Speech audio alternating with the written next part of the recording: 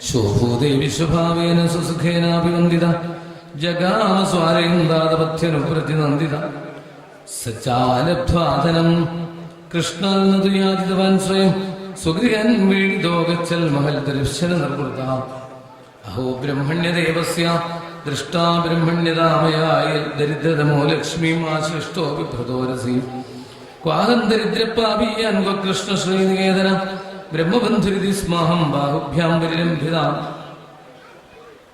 നിവാസിത പ്രിയാജുഷ്ടേ പര്യങ്കേ ഭ്രാതരോ യഥാ മഹർഷ്യാബീജശ്രാന്തോ വാലഭ്യജനകസ്ഥയാ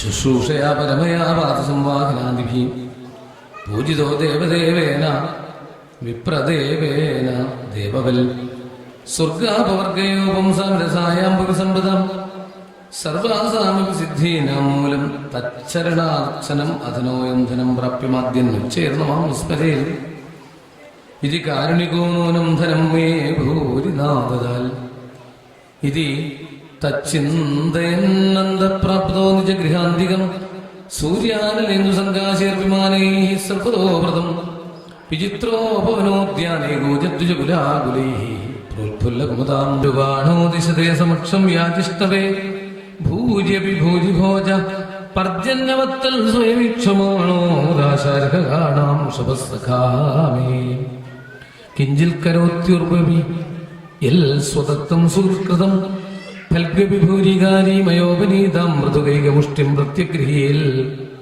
പ്രീതിയുതോ ആത്മാ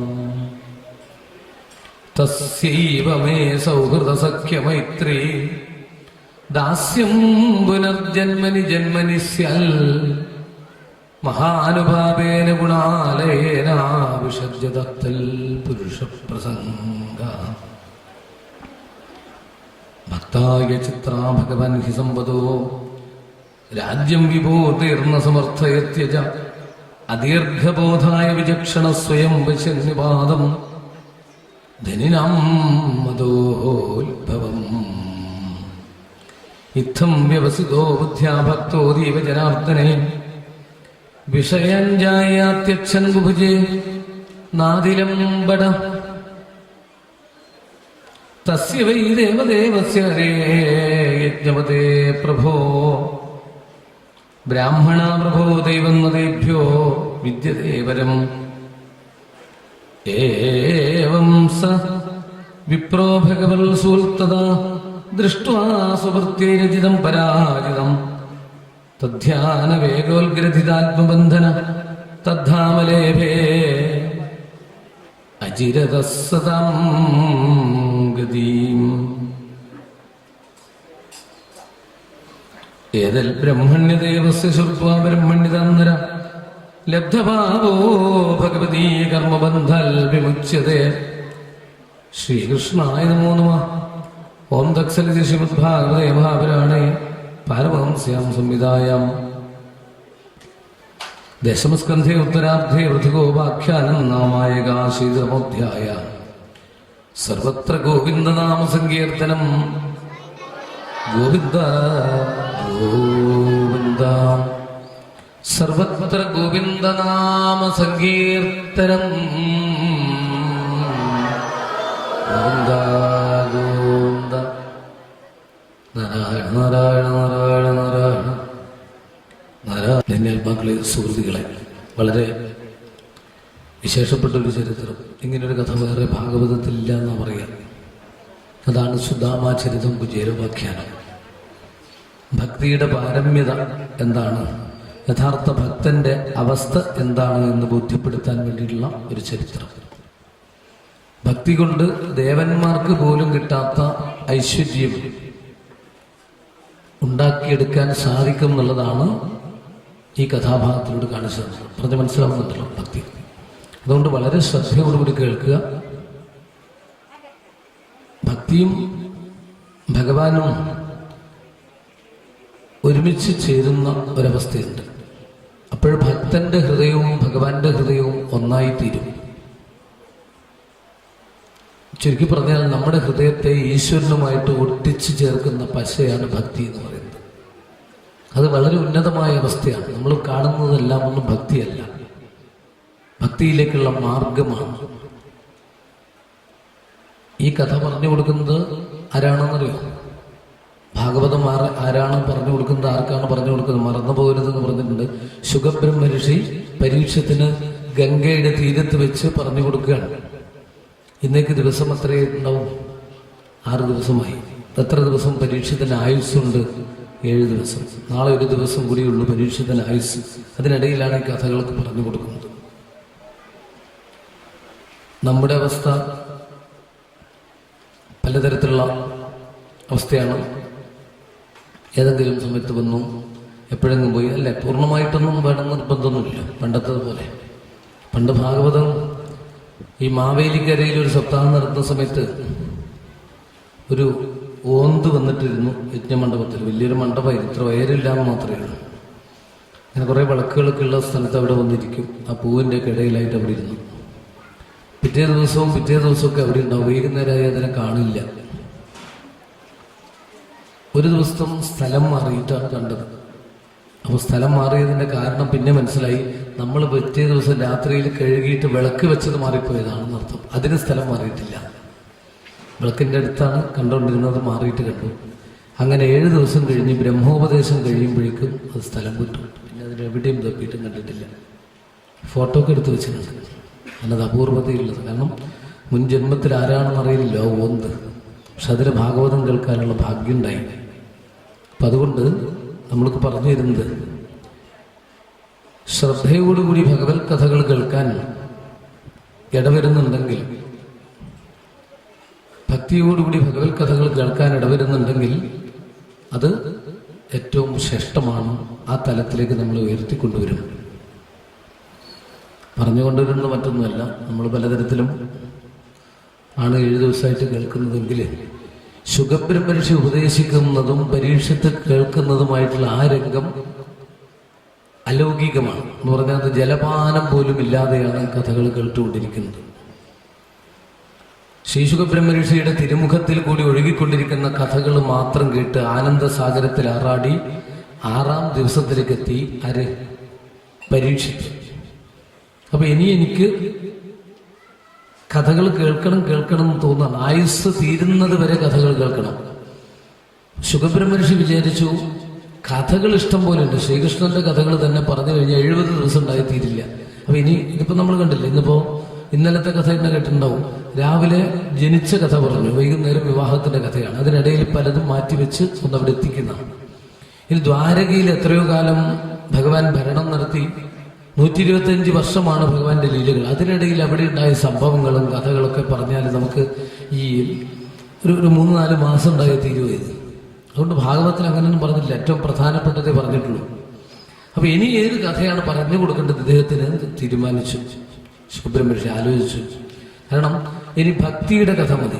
അല്ലെങ്കിൽ പിന്നെ കൊല്ലുക, കൊലവിളിക്കുക, അടിപിടി കൂടുക, അങ്ങനെയുള്ള പല കഥകളും പറഞ്ഞിട്ടുണ്ടായിരുന്നു. പക്ഷെ ഇനി അതൊക്കെ മാറ്റിവെച്ചുകൊണ്ട് അനുഗ്രഹ ലീല മാത്രം പറഞ്ഞാൽ മതി. അത് ഏത് വേണമെന്ന് ആലോചിച്ചു. ബലരാമന്റെ തീർത്ഥയാത്ര കഴിഞ്ഞാൽ പിന്നെ അനുഗ്രഹ ലീലയേ ഉള്ളൂ എന്നാ പറയുക. അപ്പോഴാണ് പരീക്ഷത്തിന് തോന്നുന്നത്, ഭഗവാന്റെ കഥകൾ കേൾക്കുന്നില്ലെങ്കിൽ ഈ ചെവി ഉണ്ടല്ലോ, മരത്തിനൊക്കെ കേടുവന്ന ദ്വാരം ഉണ്ടാവില്ലേ, അതുപോലെ 2 സാധനം അത്രയേ ഉള്ളൂ. അതുപോലെ കണ്ണെങ്ങനെയാവുന്നറിയോ? പീലിക്കണ്ണ്, മയിൽപ്പീലിക്ക് ഒരു കണ്ണുണ്ടാവും, കണ്ടിട്ടില്ലേ? അതെങ്ങനെയാണ്? വരച്ചിട്ടാണ് കണ്ണാന്ന് തോന്നും, പക്ഷെ കണ്ണ് കാണാൻ പറ്റില്ലല്ലോ. ഇതുപോലെ മാത്രമേ ഉള്ളൂ. മരത്തിന്റെ കൊമ്പുകൾക്ക് ഇങ്ങനെ ആടുന്നൊക്കെ കണ്ടില്ലേ? ഇങ്ങനെ ആടി വരുന്ന കാറ്റത്ത് ഇങ്ങനെ ആടുന്നില്ല, അതുപോലെ കൈകൾ. ഭഗവാനെ പ്രദർശനം വെക്കുന്നില്ല കാലുകൾ മരത്തിന്റെ വേര് പോലെ.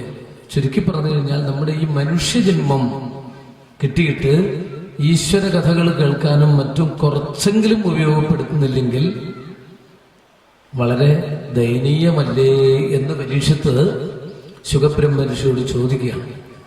കണ്ണനെ കാണാത്ത കണ്ണെന്തിനാ, തൻഗീതം കേൾക്കാത്ത കാതെന്തിനാ, കണ്ണനെ കാണാത്ത കണ്ണെന്തിനാ, നാമം ചൊല്ലാത്ത നാവെന്തിനാ, ഭഗവാനെ അറിയാത്ത ജന്മമെന്തിനാ, കണ്ണനെ കാണാത്ത കണ്ണെന്തിനാ, എന്തിനാ. പരീക്ഷത്തിന്റെ അവസ്ഥ സംസ്കൃത ശ്ലോകത്തിൽ പറഞ്ഞത് മഹാത്മാക്കൾ കീർത്തനങ്ങളായിട്ട് പാടി നമ്മളിത് വീണ്ടും ഓർമ്മപ്പെടുത്തി അല്ലെ. കണ്ണ് കൊണ്ട് ഈശ്വര സ്വരൂപത്തെ കാണണം, ചെവി കൊണ്ട് ഭഗവത് കഥകള്, ശ്രവണവും കഥായാം നാമങ്ങളും കീർത്തനങ്ങളും കേൾക്കണം. കണ്ണന്റെ പുണ്യനാമവർണ്ണങ്ങൾ കർണത്തിലെന്നു കേൾക്കും ഞാൻ, കർണത്തിൽ കേട്ടു കോൾമയീർ കൊണ്ടു കണ്ണീരിലെന്നു മുങ്ങും ഞാൻ. കണ്ണീരിൽ മുങ്ങി ശുദ്ധനായി നാമം തന്നെത്താനെന്നു പാടും ഞാൻ, തന്നെത്താൻ പാടി മോദത്താൽ മണ്ണും വിണ്ണുമെന്നു മറക്കും ഞാൻ. ഗോവിന്ദ ഹരി ഗോവിന്ദ ഹരി ഗോവിന്ദ ഹരി ഗോവിന്ദ. പരീക്ഷത്തിന്റെ ഒരവസ്ഥ, ഭഗവാന്റെ കഥകള് ഇനി എനിക്ക് കേൾക്കണം. പരീക്ഷത്തിന് കൃത്യമായിട്ട് ആയുസ്സുള്ളത് കൊണ്ട് നാളെ കൂടി എന്ത് കേൾക്കാൻ സാധിക്കും? കഥകൾ കേൾക്കാൻ സാധിക്കും. ഈ ലോകത്തിൽ അങ്ങനെ വല്ല കൃത്യത ഉണ്ടാവുമോ? എനിക്ക് തോന്നുന്നില്ല.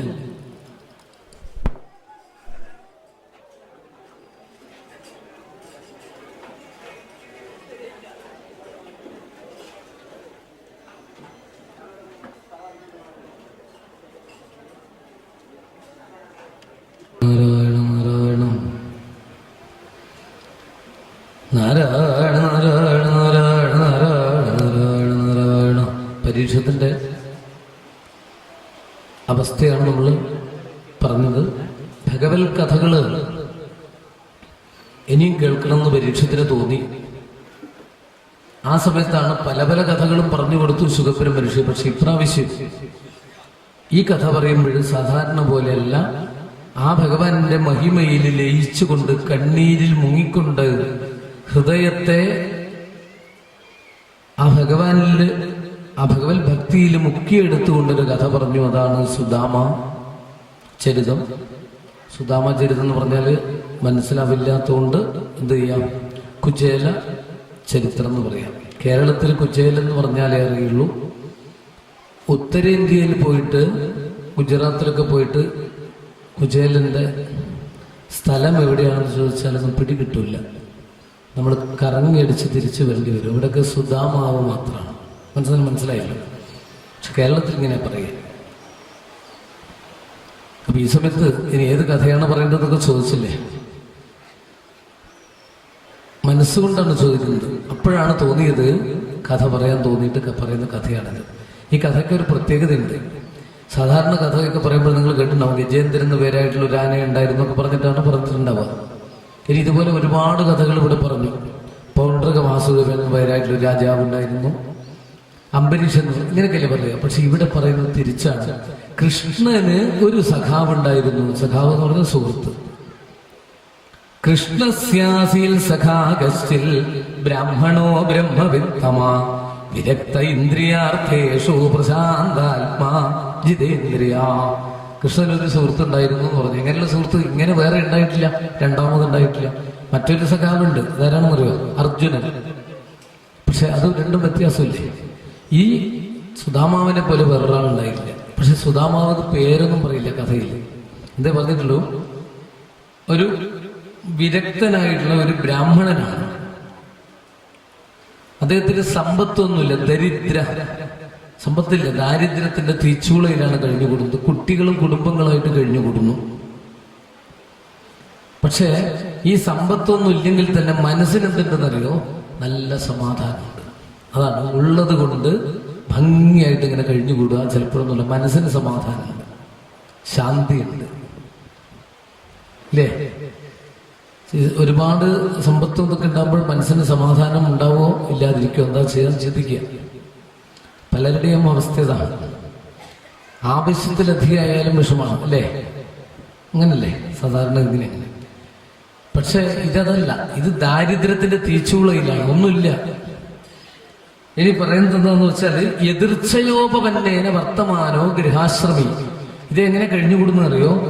ഇദ്ദേഹം എവിടെയും പോയിട്ട് ചോദിക്കുന്നില്ല. രാവിലെ പൂജകളൊക്കെ ചെയ്യും, വല്ല പഴങ്ങളോ എന്തെങ്കിലും കിട്ടിയെങ്കിൽ പുഷ്പങ്ങളൊക്കെ കൊണ്ട് പൂജാതി കർമ്മങ്ങളൊക്കെ വിസ്തരിച്ച് ചെയ്യും. അതിന് സമയമൊന്നുമില്ല എന്ന് പറഞ്ഞാൽ എന്താ?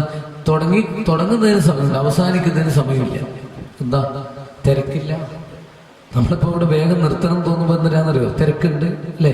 ഒരു പൂജയ്ക്ക് പോയി കഴിഞ്ഞാൽ നമുക്ക് തിരക്കുണ്ട്, വേഗം തന്നൂടെ നിങ്ങൾക്ക് പ്രസാദം, അല്ല കഴിഞ്ഞിട്ട് തരാം, അല്ല തുടങ്ങുന്നതിന് മുമ്പേ തന്നേ, നിങ്ങൾ പിന്നെ കഴിച്ചാൽ മതി എന്ന് പറയും നമ്മളാണെങ്കിൽ. അതുപോലെ ഇപ്പോൾ ആളുകളിങ്ങനെ എന്താ പറയാന്നറിയാം, എൻ്റെ അടുത്തേക്ക് വരും, അവർ പറയും നിർത്താറായി. കാരണം ഓരോരാളുടെ ലക്ഷ്യം അത് മാത്രമേ ഉണ്ടാവുള്ളൂ. പക്ഷെ ഇതിലേക്ക് ശ്രദ്ധ വരുന്ന സമയത്ത് മറ്റൊന്നുമില്ല. സുധാമാവിന്റെ ചരിത്രത്തിൽ എന്താ പറയുന്നറിയോ? അദ്ദേഹത്തിന് ഇത് വേഗം പൂജ കഴിച്ചിട്ട് എവിടെ പോകണോ? അടുക്കളയിൽ പോകണോ? വേണ്ട, ഒന്നുമില്ല, ദരിദ്രനാണ്. പിന്നെ എങ്ങനെ കഴിഞ്ഞുകൂടുന്ന കുട്ടികളൊക്കെ എന്ന് വെച്ചാൽ, നമ്മൾ പണ്ട് കാലത്ത് നമ്മുടെ നാട്ടിലൊക്കെ ദാരിദ്ര്യം ഉണ്ടായിരുന്നു കേട്ടോ. എങ്ങനെയൊക്കെയോ ആണ് കഴിഞ്ഞുകൂടുക. അത് പറഞ്ഞാൽ മനസ്സിലാവണമെങ്കിൽ അന്നുള്ള തരത്തിലുള്ളവരാവണം. ഇന്ന് നമ്മൾ എന്തൊക്കെയാണോ ഉപേക്ഷിച്ച് കളയുന്നത്. പണ്ടൊക്കെ പറയും ഒരു വറ്റിന് 9 പട്ടിണിയാണെന്നാ പറയാം. ഒരു ചോറ് കയറി കഴിഞ്ഞാൽ 9 പട്ടിണിയാണ്. അത് അവസാനം അല്ലേ മനസ്സിലാവും. ചക്കയോ മാങ്ങയൊക്കെ കിട്ടിക്കഴിഞ്ഞാൽ അതൊക്കെ കൊണ്ട് ജീവിക്കും. ഇല്ല, കേട്ടിട്ടില്ല നിങ്ങൾ? അതുകൊണ്ട് തന്നെയാണ് എങ്ങനെയൊക്കെയോ അങ്ങോട്ട് ജീവിക്കുകയാണ്. ഇദ്ദേഹം അടുത്ത വീടുകളിലൊക്കെ പോയി കഴിഞ്ഞാൽ എന്താണെന്നറിയോ? വെറുതെ കളഞ്ഞു കഴിഞ്ഞാൽ കൊടുക്കില്ല. അങ്ങനെ ചില സ്വഭാവക്കാരുണ്ട്. ഇല്ലങ്ങളിൽ ചെന്ന് ഇരന്നിരുന്നാൽ ഇല്ലെന്നു ചൊല്ലുന്ന ജനങ്ങളപ്പോൾ ഇല്ലാന്ന് പറഞ്ഞിട്ട് വിടും. പിന്നെ ചില ആൾക്കാരെന്ത് ചെയ്യുന്നറിയോ? അത് ഭാര്യ എടുത്തോളൂ എന്ന് പറയും. അപ്പൊ യുമിയും തവിടും കൂടി ഉണ്ടാവും. പണ്ട് നെല്ല് കുത്തിയിട്ടാണല്ലോ ഈ ആഹാരമൊക്കെ കഴിക്കുക അല്ലേ? ഈ ഗോതമ്പിനായാലും ചൂളി ഉണ്ടാവും. ഇതൊക്കെ ആയിട്ട് ഇങ്ങനെ കുത്തിയിട്ടാവും. അത് കുറച്ച് പൊടിഞ്ഞിട്ടൊക്കെ ഉണ്ടാവും. അതൊക്കെ കൂടി ഭാര്യ എടുത്തോളൂ എന്ന് പറയും. അത് ചേറി എടുത്തിട്ടും മരച്ചെടുത്തിട്ടും വലിയ അപ്പം ഉണ്ടാക്കും, കട്ടിയിലൊന്നുണ്ടാക്കിയിട്ട് അത് മുറിച്ചെടുത്തിട്ട് കഴിഞ്ഞു കൂടിയാൽ പറയും 2 ദിവസത്തേക്ക് ഇനി ഒന്നും ഉണ്ടാവില്ല കേട്ടോ എന്ന് പറയും. ഇങ്ങനെ കഴിഞ്ഞു കൂടുന്നു. അദ്ദേഹത്തിന്റെ ഭാര്യ പത്നി പേരൊന്നുമില്ല കേട്ടോ, അവിടെയും പേരൊന്നുമില്ല. പക്ഷെ അദ്ദേഹത്തിന് അനുരൂപിയായിട്ട് പതിവ്രത എന്ന് പറഞ്ഞാൽ എന്താ അറിയോ? അദ്ദേഹത്തിന്റെ ഭർത്താവിന്റെ അതിനനുസരിച്ച് പെരുമാറുക. ദരിദ്രനായാലും കേമത്വം കുറഞ്ഞാലും ഒരുമിച്ച് തന്നെ ആ ഉള്ള ശുശ്രൂഷകളും ചെയ്ത് അതിൽ തൃപ്തിപ്പെട്ടുകൊണ്ട് പരിഭവിക്കാതെ കണ്ട് കഴിഞ്ഞുകൂടുന്ന ഒരവസ്ഥയാണ് പതിവ്രത എന്ന് പറയുന്നത്. അത് പേര് പറയണമല്ലോ ഏതായാലും അല്ലേ? അതുണ്ടോ ഇല്ലയോ എന്നുള്ളതല്ലല്ലോ, അങ്ങനെ പറയണം. അങ്ങനെയുള്ള പതിവ്രത ആയിട്ടുള്ള പത്നിയാണ്. ഇവർക്ക് ഇപ്പൊ ആകെ വിഷമം എന്താണെന്ന് വെച്ചാൽ തന്റെ ശരീരം ഇതൊക്കെ മെലിഞ്ഞിട്ടുണ്ടാവും, ക്ഷീണിച്ചിട്ടുണ്ടാവും. ഇദ്ദേഹം അങ്ങനെ എല്ലും തൊലിയായിട്ടേ ഉണ്ടാവുള്ളൂ. പക്ഷെ ആരോഗ്യം ഉണ്ടാവും. ആരോഗ്യം എന്ന് പറഞ്ഞാൽ അങ്ങനെയാണ്, അതുണ്ടാവും. പൂജയും കാര്യങ്ങളും നടത്തുന്നതാണ്. പക്ഷെ ഇവർ പറയുന്നത് ഈ കുട്ടികളുടെ കാര്യം കുറെ കഷ്ടത്തിലാണ്. ഇവർക്ക് ജീവിപ്പിക്കാൻ പറ്റുന്നത് വളർന്നു വരുന്നതിനനുസരിച്ച് എന്തെങ്കിലും കൊടുക്കണ്ടേ. അതുകൊണ്ട് ഒരു ദിവസം പൂജയൊക്കെ കഴിഞ്ഞപ്പോ, ഈ പൂജയൊക്കെ കഴിഞ്ഞിട്ട് ഇദ്ദേഹം ഈ പ്രസാദം കൊടുക്കുന്ന സമയത്ത് പറഞ്ഞു, നനു ബ്രഹ്മൻ ഗുരുകുലാൽ ഭവതാ ലബ്ധ ദക്ഷിണ സഖാ സാക്ഷാൽ ശ്രീയപ്പത്. ഇവിടെ പറയും അതൊക്കെ അങ്ങയുടെ കൂടെ ആര് പിടിച്ചിട്ടുണ്ട്? ഭഗവാൻ ദ്വാരകാധീശൻ, ലോകത്തിന് മുഴുവനും സർവസമ്പൽ സമൃദ്ധിയും കൊടുക്കുന്ന മഹാപ്രഭു ദ്വാരകാധീശനായ ശ്രീകൃഷ്ണൻ ആരുടെ കൂടെ പഠിച്ചിട്ടുണ്ട് എന്ന് പറഞ്ഞത്? അങ്ങയുടെ കൂടെ ഗുരുകുലത്തിൽ പഠിച്ചിട്ടില്ലേ 64 ദിവസം? സതീർത്ഥ്യനല്ലേ എന്നാണ്. ഒരു ഗുരുവിന്റെ കീഴിൽ ഒരുമിച്ച് പഠിക്കുന്നവരെയാണ്, ഒരേ കാലത്ത് പഠിക്കുന്നവരെയാണ് സതീർത്ഥ്യൻ എന്ന് പറയുക. സതീർത്ഥ്യനല്ലേ, ഒരുമിച്ച് പഠിച്ചതല്ലേ. ഇപ്പൊ അദ്ദേഹത്തിന്റെ അവസ്ഥ എന്താണെന്ന് പറയുക? സ്മരത പാദകമലം ആത്മാനമഭിയച്ഛതി. ആരാണോ ഭഗവാന്റെ കാല് പിടിക്കുന്നതല്ല പറഞ്ഞത്, സ്മരത പാദകമലം, സ്മരിക്കുന്നത് നിത്യേന, അവർക്ക് സകല വിധത്തിലുള്ള ഐശ്വര്യങ്ങളും കൊടുക്കുന്ന ആളാണ് ആര്? മഹാപ്രഭുവായിട്ടുള്ള ഭഗവാൻ. അങ്ങനെയാണെങ്കിൽ നമ്മുടെ ദാരിദ്ര്യം തീർക്കാൻ വിഷമമൊന്നുമില്ലല്ലോ. നമുക്കൊന്ന് പോയിട്ട് ആ മഹാപ്രഭുവിനെ കണ്ടുകൂടെ? അവിടുത്തെ അങ്ങേക്കൊന്ന് കണ്ടുകൂടെ എന്നാ ചോദിക്കുന്നത്. ഞാൻ വരണമെന്നല്ല, അങ്ങേക്കൊന്ന് പോയി കണ്ടുകൂടെ ചോദിച്ചു. അദ്ദേഹം ഒന്നും വേണ്ടിയില്ല കേട്ടോ. അദ്ദേഹത്തിന്റെ മനസ്സിലെന്തോ ഇങ്ങനെ പോകുന്നുണ്ട്. എന്താണെന്നറിയോ? ഈ സമ്പത്തിന് വേണ്ടിയിട്ട് ദ്വാരകാധീശനെ കാണാൻ പോകും, അതൊന്നും എൻ്റെ ജീവിതത്തിൽ ഉണ്ടാവില്ല, ഞാൻ അങ്ങനെ ശീലിച്ചിട്ടില്ല, എനിക്കൊന്നും ആഗ്രഹമില്ല എന്ന് പറഞ്ഞുകൊണ്ട് അതെങ്ങനെ മനസ്സിൽ വെച്ചു. പറഞ്ഞത് മനസ്സിലുണ്ടാകും. കഴിഞ്ഞു. ഒരു 2, 3, 4 ദിവസം കഴിഞ്ഞപ്പോൾ വീണ്ടും ഒന്ന് ഓർമ്മപ്പെടുത്തുന്നത് പോലെ പറഞ്ഞു, ഞാൻ അന്ന് പറഞ്ഞത് ഓർമ്മയുണ്ടോ, ദ്വാരകയിൽ പോകുന്ന കാര്യം. അത്രയും പറഞ്ഞിട്ട് മൃദുവായിട്ട് പറഞ്ഞു മാത്രമേ. പിന്നീട് ഒരാഴ്ച കഴിഞ്ഞപ്പോൾ വീണ്ടും പറഞ്ഞു, അപ്പോഴും മൃദു. ഇങ്ങനെ എത്ര തവണ പറഞ്ഞു എന്ന് പറഞ്ഞിട്ടില്ല, അനേക തവണ പറഞ്ഞപ്പോഴും മൃദുവാണെന്നാണ്. മൃദു എന്ന് പറഞ്ഞാൽ അല്ലെ, വളരെ ലളിതമായിട്ട് ബഹുശ പ്രാർത്ഥിതവും മൃദു എന്നാണ്. നമ്മളിങ്ങനെ ആലോചിക്കാറുണ്ട്, ഇവരുടെ സ്ഥാനത്ത് നമ്മളാവണമായിരുന്നു അല്ലേ, നമ്മളാരെങ്കിലും ആവണമായിരുന്നു. ഒരു തവണ പറഞ്ഞു, രണ്ടാമത് പറഞ്ഞു, മൂന്നാമതൊക്കെ പറയുമ്പോൾ തന്നെ എന്തായിരിക്കും അവിടുത്തെ ബഹളവും പ്രശ്നങ്ങളും അറിയാലോ. പിന്നെ ഒന്നും കൂടെ പറയേണ്ടി വന്നാൽ എന്തായിരിക്കും എന്നാണ് ചോദിച്ചിരിക്കുന്നത്. പക്ഷെ ഇവിടെ അതല്ല, ബഹുശ പ്രാർത്ഥിതവും മൃദു. ഒരു ദിവസം ഇദ്ദേഹം ഇത് കഴിഞ്ഞപ്പോഴേ അദ്ദേഹം പറഞ്ഞു, സുധാമാവ് പറഞ്ഞു, പിന്നെ കുറേ തവണ എന്നോട് പറയുന്നു, ഞാൻ എൻ്റെ മനസ്സിലില്ലാഞ്ഞിട്ടല്ല, അതായത് ഞാൻ പോകാൻ തീരുമാനിച്ചു, ഇന്ന് തീരുമാനിച്ചു പോകാൻ, ഇന്ന് പോകാനല്ല, ഇന്ന് തീരുമാനിച്ചു പോകാൻ. പക്ഷെ ഇന്ന് വൈകി. ഏതായാലും ഈ നമ്മളൊരു ദ്വാരകയിൽ പോകുന്നു, വൃന്ദാവനത്ത് പോകുന്നു എന്നൊക്കെ പറഞ്ഞാൽ, ഹരിദ്വാറിൽ പോകുന്നു എന്നൊക്കെ പറഞ്ഞാൽ വളരെ കൃത്യമായിട്ട് പദ്ധതി വേണ്ടേ. അത് തന്നെയാണ് അദ്ദേഹം പറഞ്ഞത്. ഒരു 100 കിലോമീറ്റർ 99 കിലോമീറ്ററിൻ്റെ അന്ന് നടന്നു പോകാൻ. അന്നത്തെ കഥയാണ് പറയുന്നത്. ഇപ്പോഴത്തെ എനിക്ക് കൃത്യം പറയാൻ പറ്റില്ല, വാഹനമായതുകൊണ്ട്. ഇവിടെ നിന്ന് ഈ ഗുജറാത്തിലെ പോർബന്തറിൽ നിന്നാണ് വേട്ടുദ്വാരകയിലേക്ക് എത്തേണ്ടത്. അപ്പോൾ രാവിലെ പോകുന്ന ഈ യാത്രക്ക് എപ്പോഴും നല്ലത് മുഹൂർത്തമൊന്നും നോക്കണ്ട, അത്രേ നേരത്തെ ഉദയത്തോടുകൂടിയായാലും കൊണ്ട് നാളെ പോകാമെന്ന് വിചാരിച്ചു. പിന്നെ ഈ പണ്ടുള്ള ആൾക്ക് ചില ദിവസങ്ങളൊക്കെ ചെറിയ പ്രശ്നമാണ്. അന്ന് ചൊവ്വാഴ്ചയായിരുന്നു, ചൊവ്വാഴ്ച. അപ്പോൾ ചൊവ്വാഴ്ച വേണ്ട, നാളെ രാവിലെ ആയിക്കോട്ടെ എന്ന് പറഞ്ഞു. ഓ ആയിക്കോട്ടെ, സന്തോഷമായിട്ടോ. ആർക്ക്? ഭഗവാന്റെ ഒരിക്കലേക്ക് എത്തി. ഇദ്ദേഹം എത്തിയിട്ടുണ്ടെങ്കിൽ പിന്നെ എന്തായിരിക്കും? കാരണം ഒരുമിച്ച് അന്ന് കഴിഞ്ഞ ബന്ധമൊക്കെ നോക്കുമ്പോൾ രക്ഷപ്പെട്ടു എന്ന് വിചാരിച്ചു. പക്ഷേ അപ്പൊ ഇദ്ദേഹം എന്താ പറഞ്ഞെന്നറിയോ, ഈ വെറും കൈയായിട്ട് ഈശ്വരന്റെ മുന്നിൽ പോകാൻ പാടില്ല എന്നാണ്, എന്തെങ്കിലും കൊണ്ടുപോകണം.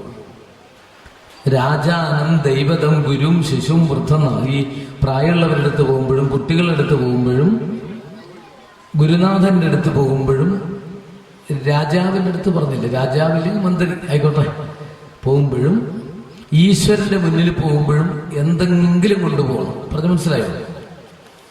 വെറും കൈയായിട്ടേ പറഞ്ഞിട്ടുള്ളൂ. അപ്പോൾ എന്താ, വെറും കൈയായിട്ട് പോകാൻ പാടില്ല. അദ്ദേഹത്തിന് വേണ്ടെങ്കിൽ ഈ പ്രായമുള്ളവരായിരിക്കും, അവർക്ക് വേണ്ടി വരുമൊന്നുമില്ല. ചിലപ്പോൾ എന്താ എനിക്ക് കൊണ്ടുവന്നിട്ടെന്ന് ചോദിക്കും. അത് കിട്ടിയ വലിയ സന്തോഷമാവും. കുറച്ച് കഴിഞ്ഞപ്പോൾ ഇത് പറയുന്നതാ, എല്ലാവർക്കും പൊട്ടിച്ചം കൊടുത്ത് സമാധാനം. ഞാൻ ഒരു കഷ്ണം എനിക്ക് വേണ്ട കേട്ടോ എന്ന് പറഞ്ഞു. പക്ഷെ നീ കൊണ്ടുവന്നില്ലേ, സന്തോഷമായി എന്ന് പറയില്ലേ, കണ്ടില്ലേ? കാരണം എന്താ പറയുക, 80-83 പല്ലൊക്കെ പോയിട്ടുണ്ട്. അവർക്ക് കൊടുത്തതെന്നറിയോ, മരുമകൾ വന്നിട്ട് അരിമുറുക്ക്. അപ്പൊ ഒന്ന് സന്തോഷമായി എന്ന് പറഞ്ഞു. പക്ഷെ ഇത് ഇങ്ങനെ തിരിച്ചു കൊടുത്തു. ഇല്ല, പഴമോ മറ്റോ കൊടുത്തിട്ടുണ്ടെങ്കിൽ നന്നായിരുന്നു. അതുകൊണ്ടാണ് പട്ടുകോണം കദളിപ്പഴമൊക്കെ ഉണ്ണികൃഷ്ണന് കൊടുക്കുന്നത്. കാരണം അതാത് ഭാവനയിൽ ചിലതൊക്കെ കൊടുക്കുക എന്നുള്ളത് പ്രധാനമാണ്. എന്തായാലും വിരോധമില്ല, കൊണ്ടുപോകാന്നില്ല. പക്ഷെ കൊടുക്കേണ്ടത് ചിലതൊക്കെ പറഞ്ഞു കൊടുത്തൂടെ. പത്രം പുഷ്പം ഫലം തോയം തുടങ്ങിയിട്ടുള്ള ഇതാണ്. ഭഗവാൻ എന്തെങ്കിലും കൊടുക്കുക, എന്തെങ്കിലും ഉപഹാരം വേണം നാം കയ്യിൽ കരുതണം. ഇപ്പൊ ക്ഷേത്രങ്ങളിലൊക്കെ പോകുമ്പോൾ എന്തെങ്കിലും കൊണ്ടുപോകണം എന്നാണ്. അതാണ് പറയാം, മാലയുണ്ട്, പൂവുണ്ട്, ഇതായതുണ്ട്, ഹാരം കൊണ്ടുപോകാന്നൊക്കെ പറയും. തെക്കൻ ജില്ലകളിലുള്ള ക്ഷേത്രങ്ങളൊക്കെ പോയ കുപ്പിയിലാക്കിയിട്ട് എണ്ണ ഇവിടെ ഉണ്ടാവും. നമ്മൾ കുപ്പിയിൽ കൊണ്ടുപോയി കഴിഞ്ഞാൽ ആ കുപ്പിക്ക് വേണ്ടി കാത്തു നിൽക്കുന്ന ആൾക്കാരുണ്ടാവും. ഇതൊന്നുമില്ല, അവിടെ സമർപ്പിച്ചാൽ മതി. ഇല്ലേ, കണ്ടില്ലേ, എന്തെങ്കിലും വേണം. പക്ഷെ ഇപ്പോഴങ്ങനെ ആരും ഒന്നുമില്ലാതെ പോകണ്ടാവില്ല. എന്തെങ്കിലും കൊണ്ടുപോയില്ലേ. ഒരു ശീലം നമുക്ക് ഉണ്ടാക്കിയെടുക്കുന്നത് നല്ലതാട്ടോ. ഇത് കഥ മാത്രം കേട്ടാൽ പോലും അമ്പലത്തിലേക്ക് പോകുമ്പോൾ എന്തെങ്കിലും വല്ല തുളസിയോ അല്ലേ, പുഷ്പങ്ങളോ എന്തായാലും മതി, അവരവരുടെ കഴിവിനനുസരിച്ച്. പത്രം എന്ന് പറഞ്ഞാൽ ഏത് പത്രമാണ്? ഇല, തുളസി ഇലയാണ്. പത്രങ്ങളിൽ ഏറ്റവും ശ്രേഷ്ഠമായിട്ടുള്ള തുളസിയാണ്. അടുത്ത സ്ഥാനം കൂവളത്തിലയാണ്. അപ്പം എന്തെങ്കിലും ഒന്ന് കൊണ്ടുപോകണം, വെറും രക്ത പാണിയായിട്ട് പോകാനല്ല. ഇപ്പോഴും പക്ഷെ എൻ്റെ അഭിപ്രായത്തിൽ ആരും വെറും കൈയായിട്ട് പോകുന്നവരില്ല. അമ്പലത്തിലൊന്നും കൊടുത്തിട്ടില്ലെങ്കിൽ വെറും കൈയായിട്ട് പോകുന്നില്ല എന്നുള്ള പ്രമാണം ശരിയാക്കിയിട്ട്. എന്തുകൊണ്ട്? 2 മൊബൈലുണ്ടാവും, പിന്നെ ടവലുണ്ടാവും, പിന്നെ ഇത് 2 മതിയല്ലോ. ടവലിൻ്റെ കൂടെ പ്രസാദം മണിക്കൽ എല്ലാവരും കണ്ടിട്ടില്ലേ? അങ്ങനെ മനുഷ്യർ ഒരു കാര്യമില്ല, അത് നെഗറ്റീവ് എനർജി ഉണ്ടാവുക. അപ്പോൾ മൊബൈലിൻ്റെ മുകളിൽ പ്രസാദം മണിക്കുക, അതുകൊണ്ട് കാര്യമില്ല. തൊഴുതിട്ട് പോലും കാര്യമില്ല. ഈരഞ്ച് കൂപ്പി തൊഴണം. ഈ വിരലുകൾ സമ്മുഖമാക്കിക്കൊണ്ട് താമര മുട്ട് പോലെ തൊഴണം എന്നാ കണക്ക്. അതിനിടയിൽ വേറൊരു സാധനം വെച്ചാൽ എന്താ അർത്ഥം എന്നറിയോ? അത് തമ്മിലുള്ള ബന്ധമില്ലാതിരിക്കാനല്ലേ വേറൊരു സാധനം വെക്കുക, അല്ലെ? രണ്ട് ഇരുമ്പ് കഷ്ണം വെക്കും, അതിൻ്റെ ഇടയിൽ റബ്ബർ വെച്ചിട്ടുണ്ടെങ്കിൽ എന്താ അർത്ഥം? അത് ടച്ച് ആവാതിരിക്കണം എന്നല്ലേ അർത്ഥം? അപ്പൊ നമ്മളെന്താ ചെയ്യുന്നത്? ഇതിനുള്ളിൽ വേറൊന്ന് വെക്കും, ഒരു ടൗണിലങ്ങ് വെച്ചിട്ട് ചെയ്യും. അതാണ് ഈ ചെയ്യേണ്ടത്. ക്ഷേത്ര ആചാരങ്ങളെ കുറിച്ചൊക്കെ മനസ്സിലാക്കാതെ ചെയ്യുമ്പോൾ ഒരു ഉപകരണത്തിന് നമുക്ക് കിട്ടേണ്ട ഗുണങ്ങളൊന്നും നമുക്ക് കിട്ടാതെ വരും, കൈകാര്യം ചെയ്യാൻ അറിയാതിരുന്നാൽ. മനസ്സിലായോ പറഞ്ഞത്? കൊണ്ട് വളരെ ശ്രദ്ധിക്കണം അർത്ഥം. മനസ്സ് ഇതാണ് ഇവിടെ പറഞ്ഞത്. എന്തെങ്കിലും വേണമെന്ന് പറഞ്ഞു, എനിക്ക് നാളെ കൊണ്ടുപോകാൻ ഒക്കെ തയ്യാറാക്കി വെച്ചോളൂ എന്നൊന്നും പറഞ്ഞില്ലേ അദ്ദേഹം. കൊടുക്കണം, അങ്ങനെയാണ് നിയമം എന്ന് പറഞ്ഞു. ഇനി ഇവർക്ക് എന്തെങ്കിലും ഉണ്ടോ ഇവിടെ? ദാരിദ്ര്യല്ലേ? പക്ഷെ എന്നിട്ട് എന്തായിന്നറിയോ? ഇവര് വിചാരിച്ചു, ഞാൻ പറഞ്ഞിട്ട് എൻ്റെ ഭർത്താവ് ദ്വാരകയിലേക്ക് പോകുമല്ലേ, എന്തെങ്കിലും കൊണ്ടുപോകാം. സാധാരണ അങ്ങനെ ഒരു പ്രമാണം ഉണ്ടായതുകൊണ്ട് ഞാൻ ഈ കഴിഞ്ഞ ചിങ്ങമാസത്തിൽ ദ്വാരകയിലേക്ക് പോകുമ്പോഴും എല്ലാവരോടും പറഞ്ഞു ഓരോ തേങ്ങ എടുക്കണം, ഇത് വെറുതെ ഭാരമായി, ഇതെന്ത് ചെയ്യണം, എന്തിനാ വെറുതെ കൊണ്ടുവരാൻ പറഞ്ഞു. എനിക്ക് തോന്നിയിട്ടുണ്ടാവും എന്തെങ്കിലും ആയിട്ട് പോകണം എന്നുള്ള സങ്കല്പമാണ്. അത് എന്ത് ചെയ്തു എന്നൊക്കെയുള്ള പിന്നീടുള്ള വിഷയമാണ്. എന്തെങ്കിലും ഒന്ന് കയ്യിൽ കൊണ്ടുപോവാം. അപ്പോ ഇവിടെ കൊണ്ടുപോകാൻ വേണ്ടിയിട്ട് എന്തെങ്കിലും തയ്യാറാക്കണ്ടേ? അടുത്തുള്ള ചില വീടുകളിലൊക്കെ ചെന്ന്, ഇല്ലങ്ങളിലൊക്കെ ചെന്നു. അവരൊക്കെ എന്താ പറയാന്നറിയില്ലേ? ദ്വാരകയിലേക്ക് പോകാൻ അവനവനുണ്ടെങ്കിൽ കൊണ്ടുപോയാൽ പോരെ, ഇല്ല ഇങ്ങനെ കടം മേടിച്ചു കൊണ്ടുപോകണം. പലതരത്തിലും ആളുകൾ പറഞ്ഞു. പക്ഷെ ഒരു ഭവനത്തിലെത്തിയപ്പോൾ അതാണ് വിശേഷം, അവർക്ക് വളരെ സന്തോഷമായി. ദ്വാരകയിൽ പോകുന്നുണ്ടോ നിങ്ങളുടെ ഭർത്താവ്? ഓ സന്തോഷമായി, നമ്മൾക്ക് ആഗ്രഹിച്ചാലും പോകാൻ പറ്റുന്നില്ലല്ലോ. ഈശ്വര, വലിയ ഭാഗ്യല്ലേ. ഒരു കാര്യം ചെയ്യാൻ, എന്തെങ്കിലും ഉണ്ടോ നോക്കട്ടെ കൊടുക്കാൻ പറഞ്ഞു. ഈ കൊടുക്കാൻ പറ്റുന്നതല്ലേ കൊടുക്കാൻ പറ്റുള്ളൂ, എന്ന് ആലോചിച്ച് നോക്കണം. പക്ഷെ പെട്ടെന്ന് കൊടുത്തു കഴിഞ്ഞാൽ കഴിക്കാൻ പറ്റുന്ന തരത്തിലുള്ള സാധനം എന്തെങ്കിലും വേണമെങ്കിൽ ഒരു പഴം ഉണ്ടെങ്കിൽ മതിയായിരുന്നു, അല്ലേ? ഒരു 4 പഴം കൊടുത്തു വിടാം, ഒന്നും ഇവിടെ ഇല്ല. പക്ഷെ ഭരണി നോക്കിയപ്പോൾ അവിലുണ്ടായിരുന്നു. അവിലെന്ന് പറഞ്ഞാൽ പെട്ടെന്ന് കഴിക്കാൻ പറ്റുന്ന രീതിയിൽ കൊടുത്താൽ കഴിക്കാം. അവിൽ നിവേദ്യം വളരെ വിശേഷമാണ്.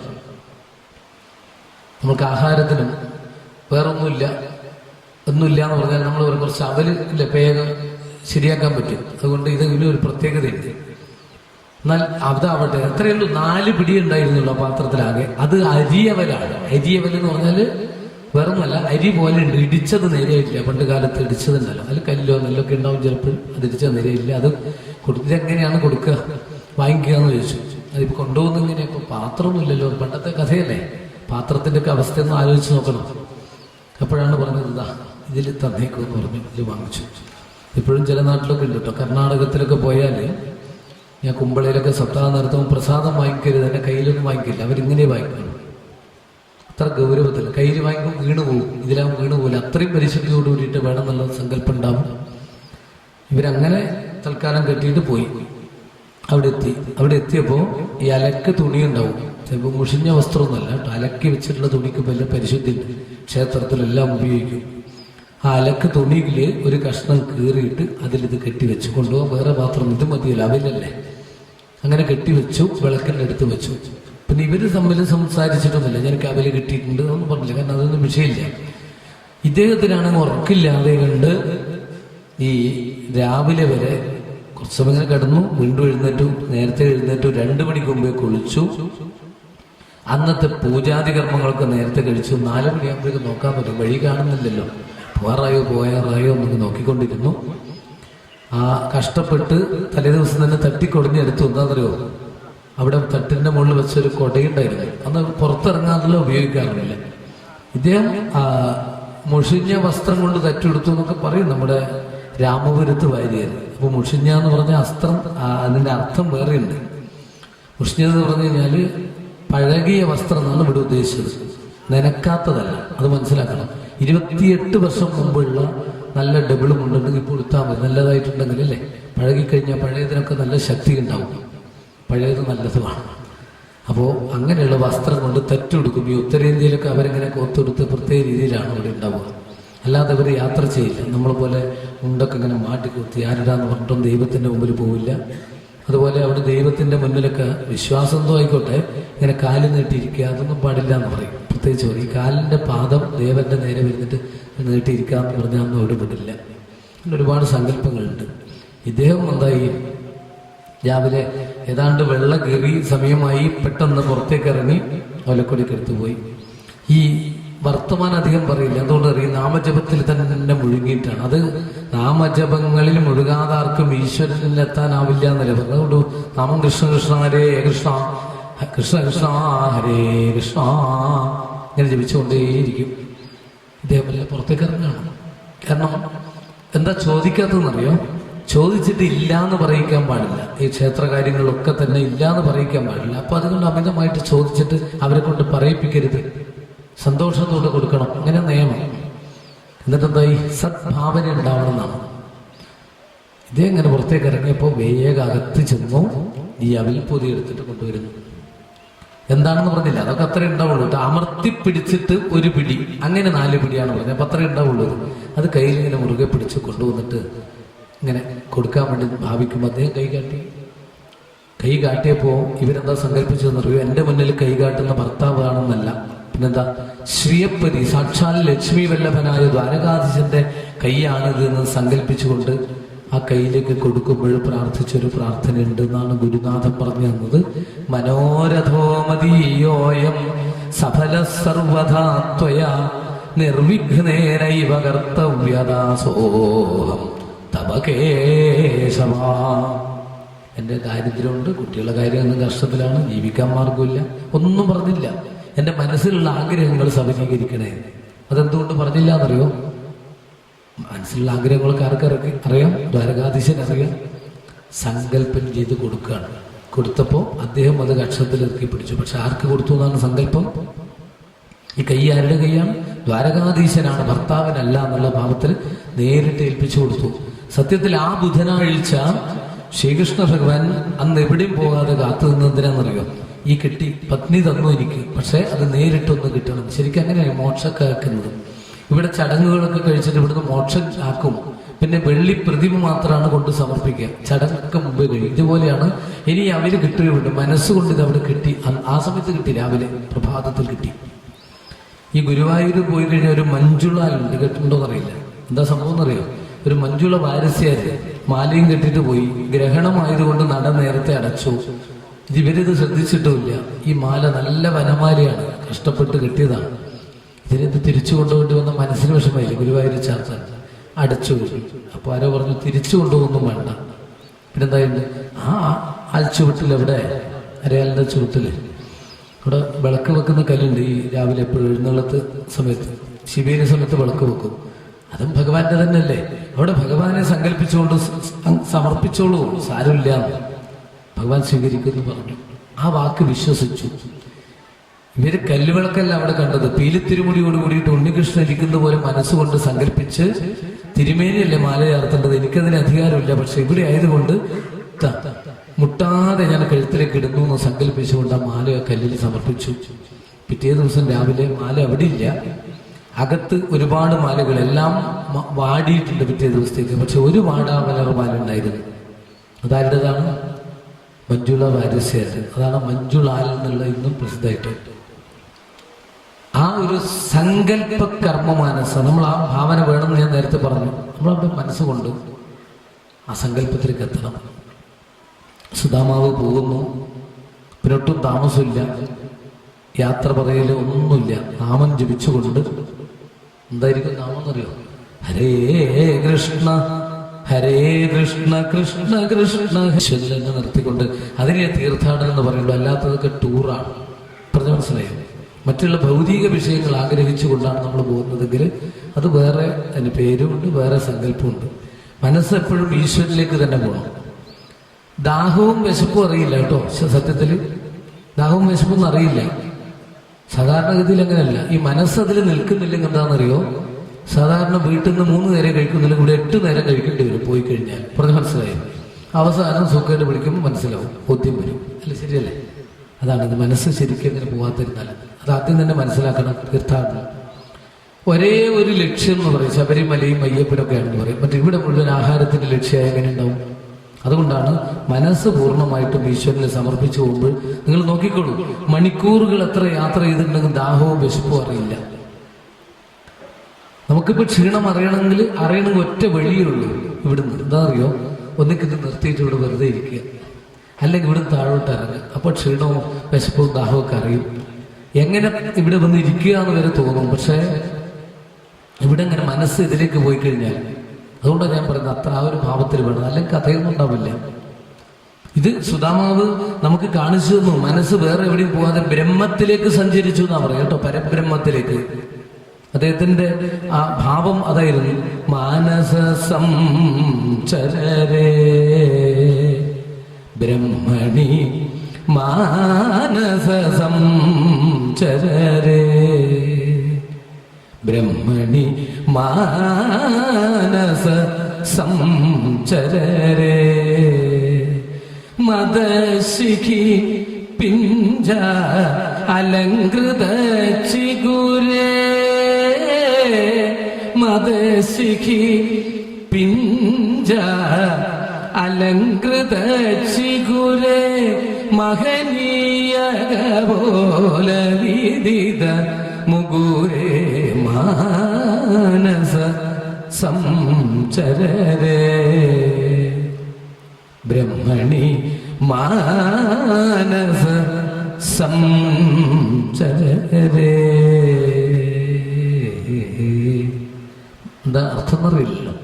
മനസ്സേ ബ്രഹ്മത്തിലേക്ക് സഞ്ചരിക്കൂ, മനസ്സേ. പീലിത്തിരുമുടി ചൂടിയ ഓടക്കുഴലിൽ പിടിച്ചിരിക്കുന്ന ആ സ്വരൂപത്തെ കണ്ടുകണ്ട് ബ്രഹ്മത്തിലേക്ക് എത്താനുള്ള പടിയാണത്.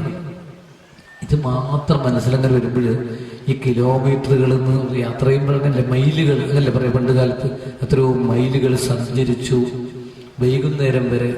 നമ്മളൊക്കെ ആണെങ്കിൽ എവിടെയൊക്കെ നിർത്താൻ പറയും, എന്തൊക്കെ ഉണ്ടോ നോക്കും, തപ്പി നോക്കും, പക്ഷെ ഒന്നുമില്ലാതെ കണ്ട് ഇത് ഈ പിടിച്ചതും ഇതുമായിട്ട് അങ്ങനെ സുധാമാവ് ദ്വാരകയുടെ സമീപത്തെത്തി. ആകപ്പാട് പരിഭ്രമം. ഈ ദ്വാരകയിലെത്തിയ പരിഭ്രമം ഉണ്ടാവും കേട്ടോ, എല്ലാവർക്കും ഉണ്ടാവും. പുതുതായിട്ട് എത്തിയവർക്കുണ്ടാവും. 2017 18 ഈ പരിഭ്രമം ഉണ്ടാവും. ഇപ്പോഴും ഉണ്ടാവും. ദ്വാരകയിലെത്തിയ പരിഭ്രമം ഉണ്ടാവും. വഴി മാറിപ്പോവുക, ഇതൊക്കെ അവിടെയുള്ള ഒരു ലക്ഷണമാണ് ഇന്നും. അത് അങ്ങനെ അവിടെ എത്തിയപ്പോൾ ഒരു വിഭ്രാന്തി ഉണ്ടായി. അതൊക്കെ കണ്ട് ഇന്നല്ല കേട്ടോ, ഇന്നത്തേതെന്ന് പറഞ്ഞാൽ അത്രക്കൊന്നും ഇല്ല, അവിടെ ഒന്നും കാണാനൊന്നുമില്ല. കുറെ കെട്ടിടമുണ്ട്, 7 നില മാളികയുണ്ട്, അത്യപൂർവമായിട്ടുള്ള രംഗമാണ്. പക്ഷെ അന്ന് ഇതല്ല, അത് മുഴുവൻ തകർന്നടിഞ്ഞു പോവുക. ഇത് നമ്മൾ പറഞ്ഞില്ലേ, 12 യോജന വിസ്തൃതിയുള്ള ആ ദ്വാരക ഇത് മുഴുവൻ തകർന്നടിഞ്ഞു പോയി. ഇപ്പോഴതൊന്നുമല്ല. പക്ഷെ പണ്ട് പോകുന്ന സമയത്ത് എന്തായിരിക്കും, 16,000 അതിൽ ചില്ലറയും ഭവനങ്ങള്, കെട്ടിടങ്ങള്, സഭാമന്ദിരങ്ങളൊക്കെ ആയിട്ട് ഒരു അത്യപൂർവമായിട്ടുള്ള ഒരു രംഗത്തിലേക്ക് എത്തുന്നു. പക്ഷെ ഗോപുരദ്വാരത്തിൽ ആൾക്കാരൊക്കെ ഉണ്ടാവും, സ്വാഭാവികമാണ്. ദുർഗമാണ്, കടന്നു പോകണം. ഈ സമുദ്രത്തിനുള്ളിലാണല്ലോ ഇത്. അവിടെ എത്തിയപ്പോ ഇനി എങ്ങനെയാ പോവുക, എവിടെയാണ് ഭഗവാനെ കാണുവാന്നറിയില്ല. ഇത് പട്ടണം പുരിയാണ്, എന്ത് ചെയ്യും? അപ്പോഴാണ് ഒരു ബ്രാഹ്മണ ശ്രേഷ്ഠൻ, ബ്രാഹ്മണൻ എന്ന് പറഞ്ഞാൽ പോരാ, അവിടുത്തെ ഇപ്പോഴത്തെ ഭാഷയിൽ പണ്ഡിറ്റ് ജി എന്ന് പറയണം, അങ്ങനെയാണ് അവരെ പറയുക. അങ്ങനെയുള്ള ഒരാളെ പെട്ടെന്ന് അങ്ങോട്ട് കണ്ടു. ഒരാൾ ഓടി വന്നു, ഇവിടത്തേക്ക് പോകുന്നതാണ് കേട്ടോ. ഇത് വന്നപ്പോ മുമ്പിൽ ഇങ്ങനെ വിട്ടു. ഓ, നമ്മൾ പറയുന്ന ഭാഷയിൽ പറഞ്ഞാൽ നമസ്കാരം, എന്താന്ന് ചോദിച്ചു. ഞാൻ ഇവിടുന്നാണ് വരുന്നത്, അവന്തി എന്നാണ് വരുന്നത് എന്നൊക്കെ പറയല്ലോ. പറഞ്ഞു, എനിക്കൊന്ന് ഭഗവാനെ കാണണമെന്നൊരു മോഹമുണ്ട് ജീവിതത്തിൽ, ഞാൻ അങ്ങനെ വന്നതാണ്, കാണാൻ പറ്റുമോ എന്ന് ചോദിച്ചു. എന്താ കാണാൻ പറ്റാതെ, ഭഗവാൻ ഇവിടെ തന്നെ ഉണ്ട്, കാണാനും പറ്റും, വേഗം പോയിക്കോളൂ എന്ന് പറഞ്ഞു. ഇവിടുന്ന് എങ്ങോട്ടാണ്? ഇവിടുന്ന് നേരെ പോവുക. നേരെ പോയി കഴിഞ്ഞാൽ ഒരു നാൽക്കവല കാണും. നാൽക്കവലയിൽ നിന്ന് വടക്ക് ഭാഗത്തേക്കായിട്ട് ഒരു വലിയ കെട്ടിടം കാണും. അവിടെ കയറി പോയാൽ അവിടെ തന്നെ ഉണ്ട്. 7 നില മാളികയാണത്, അവിടെ ഭഗവാൻ ഉണ്ട് എന്നാണ് പറഞ്ഞത് കേട്ടോ. ഞാനിപ്പോൾ പ്രസാദമൊക്കെ കൊടുത്തു വന്നതേ ഉള്ളൂ എന്ന് പറഞ്ഞു. അപ്പോഴാണ് മനസ്സിലായത് ഇത് അവിടുത്തെ ഒരു തിരുമേനിയാണ്, പൂജ കഴിക്കുന്ന ഒരാളാണ്. കിട്ടിയില്ലേ കണക്കായിട്ട്. നേരെ കാണിച്ചു കൊടുത്ത വഴിയിലൂടെ പോയി നാൽക്കവലയിലെത്തി. ഇനി ഇതിനപ്പുറം പോകേണ്ടതില്ല. പക്ഷെ ഇത് കെട്ടിടം എന്നുള്ള നിലക്ക് 4 ഭാഗത്തേക്ക് നോക്കിക്കൊണ്ട്, പകച്ചു നോക്കിക്കൊണ്ട് ഇതെങ്ങനെ കണ്ണോടിക്കണം. പക്ഷെ ഈ കണ്ണോടിക്കുമ്പോഴൊക്കെ ചുണ്ടിലൂടെ എന്താ ഒഴുകി വരുന്നത്? ഹരേ കൃഷ്ണ ഹരേ കൃഷ്ണ കൃഷ്ണ കൃഷ്ണ ഹരേ ഹരേ. ഭഗവാന്റെ ഭക്തനായിട്ടുള്ള ഈ സുധാമാവിന്റെ ഒരു 2 അക്ഷരമാണത്തെ ഹൃദയത്തിലേക്ക് തറച്ചത്. ഹൃദയത്തിൽ നിന്ന് ഹൃദയത്തിലേക്ക് പോയത് 2 അക്ഷരമാണ്. അതാണ് ഹരേ കൃഷ്ണ ഹരേ അജിത ഹരേ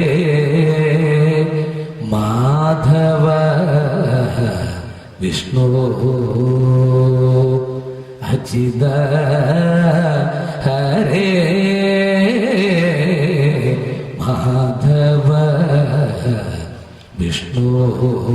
അജിത ഹരേ മാധവ വിഷ്ണു. കേട്ടിട്ടുണ്ടാവില്ലേ? ഈ സുധാമാവിന്റെ വാക്കുകളാണ്. ഹരേ, ജയിക്കാൻ ആരാലും ജയിക്കാൻ സാധിക്കാത്തവനായ ആ ഭഗവാനെ മാധവാണെന്ന് വിളിച്ചുകൊണ്ട് അവിടെ നിന്ന് നിൽക്കുന്നു. പെട്ടെന്ന് രുക്മിണി ദേവിയായിട്ട് തന്റെ സപ്രപഞ്ചക്കെട്ടിൽ ഇരുന്ന് വർത്തമാനം പറയുന്ന കരുണ്യമൂർത്തിയായ ഭഗവാൻ ഇദ്ദേഹത്തെ കണ്ടു. ആരാണ്? വർഷങ്ങൾക്ക് മുമ്പ് അവിടെ ഗുരുകുലത്തിൽ ഒരുമിച്ചുണ്ടായിട്ടുള്ള ആ സതീർത്ഥ്യനെ വേഷമൊക്കെ കണ്ടോളൂ. കുചൈലം മലിനം ക്ഷാമം ദ്വിജം ദമനി സന്തതമെന്നാണ്. അദ്ദേഹം ഇങ്ങനെ പരിഭ്രമിച്ചുകൊണ്ട്, ചെറുപ്പത്തിലാണെങ്കിലും ഇപ്പോഴും അദ്ദേഹത്തെ മറക്കാൻ പറ്റില്ല ഭഗവാൻ. ഭഗവാൻ ആരെയും മറക്കാൻ പറ്റില്ലല്ലോ. ഒരിക്കൽ കണ്ടാൽ മറക്കോ? ഇല്ലല്ലോ. ഈ ദൂരെ നിന്നും കണ്ടു. പിന്നെ അന്നത്തെ ദിവസത്തിന് പ്രത്യേകത ഉണ്ടല്ലോ, രാവിലെ സുധാമാവിന്റെ പത്നി കൊടുത്ത് അവരെ സ്വീകരിച്ചില്ലേ ഭഗവാൻ, അത് കൊണ്ടുവരുമല്ലോ. അതുകൊണ്ട് വേറൊന്നും മാറില്ല. അങ്ങനെ ഇദ്ദേഹം പകച്ചു നിൽക്കുന്ന കണ്ടപ്പോഴ് അച്യുതോ ദൂരാൽ പ്രിയ പര്യങ്കമാസ്ഥിത രുക്മിണി ദേവിയുടെ സമീപത്തിരുന്ന് വർത്തമാനം പറയുന്ന ഇദ്ദേഹത്തിന്റെ ശ്രദ്ധ മാറി. പെട്ടെന്ന് പൊഞ്ചിലം പടിഞ്ഞ പാദങ്ങൾ കിലുകിലി കിലുക്കി 7 നില മാളികയും താഴോട്ട് ഇങ്ങനെ വന്നു. അവിടുന്ന് വീണ്ടും ഈ കവലയിലേക്ക് ഞാൻ ഓടിപ്പോയി. മുറ്റത്ത് എന്ന് പറയുന്ന സ്ഥലമാണ് നമുക്ക്. അവിടുന്ന് കെട്ടിപ്പിടിക്കുകയാണ്. ഇദ്ദേഹം അറിയുന്നില്ല, അപ്രതീക്ഷിതമായിട്ട്. പക്ഷെ ഇദ്ദേഹത്തിന് അറിഞ്ഞു, മനസ്സിലായി. എന്തുകൊണ്ടെന്നറിയോ? ശ്രീമദ് ബ്രഹ്മാനന്ദം ഗതോ യഥാ. ആ കെട്ടിപ്പിടിച്ച സമയത്ത് പെട്ടെന്ന് ബ്രഹ്മാനന്ദ അനുഭൂതിയിൽ ലയിച്ചു പോയി ഇദ്ദേഹം. ശ്രീമദ് ബ്രഹ്മാനന്ദം വലിയൊരു സംഭവമായില്ലേ? അനുഭൂതിയല്ലേ? കോൾമീർ കൊണ്ട് പിന്നൊന്നും ബോധമില്ല. ബ്രഹ്മാനന്ദാനുഭൂതിയിൽ എത്തിയപ്പോൾ ഇദ്ദേഹത്തിന് പിന്നെ ഒന്നും മനസ്സിലാവുന്നില്ല, ആരാണ് എന്താണെന്ന് മനസ്സിലാവില്ല. പക്ഷെ ഒരു സംഭവം ഉണ്ടായി. ഇദ്ദേഹത്തിന്റെ ശിരസിലൂടെ, കുറച്ചുകൂടി നീളമുള്ള ആളാ ഭഗവാൻ, ആ ശിരസിലൂടെ വെള്ളം ഒഴുകുന്നുണ്ട്. അതെന്തായിരുന്നു? പ്രീതോ വിമുഞ്ചതഭ്യന്തു നേത്രാഭ്യാം പുഷ്കരേക്ഷണ.